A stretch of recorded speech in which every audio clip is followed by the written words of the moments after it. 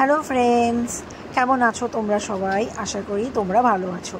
তোমাদেরকে বলেছিলাম যে আজকে একটা ব্লগ নিয়ে আসবো, তো সেটাই নিয়েই চলে আসলাম।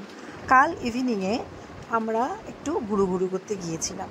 আমি আমার জায়েদের সাথে বেরিয়েছিলাম, বড় যা আর ছোট যা, সাথে আমাদের ছানারা তো থাকবেই। তো রীতিমতো জায়গাটায় গিয়ে পৌঁছালাম। অনেক দিন ধরেই আমরা প্ল্যান প্রোগ্রাম করছিলাম যাব, কিন্তু হয়ে উঠছিল না। অবশেষে কালকে গিয়ে পৌঁছালাম। তো জায়গাটা বেশ দেখে ভালো লাগলো। এটা হলো লালকার মাঠ, বাঘাযতীনের থেকে একটু ভেতর দিকে। এবার গিয়ে পৌঁছালাম, দেখছি চারিদিকে বেশ আলোকসজ্জা, চারিদিকে সুন্দর করে সাজানো, ভেতরে বসার জায়গা রয়েছে, খাওয়ার দাওয়ারের দোকান দেখলাম বেশ, যেটা দেখলে আমাদের মতো খাদ্যরসিক মানুষদের খুব টানে।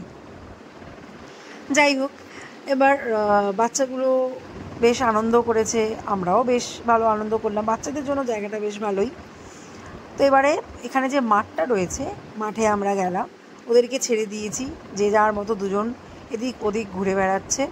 আমরাও বেশ কিছুক্ষণ এখানে থাকার পর মনে হলো যে না, এবার বাইরে যাওয়া দরকার, একটু খেতে হবে। পেট পুজো না করলে তো হবে না, ঘুরুটা তাহলে ইনকমপ্লিট থেকে যায়। তো আমরা বাইরে গেলাম।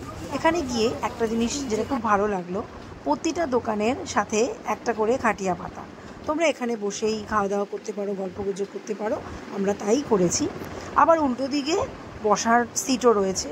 প্রচুর লোকজন এসছে সন্ধ্যাবেলা এখানে সময় কাটাতে, গল্পগুজব করছে। ভালোই লাগছিলো, বেশ পরিবেশটা খুবই সুন্দর।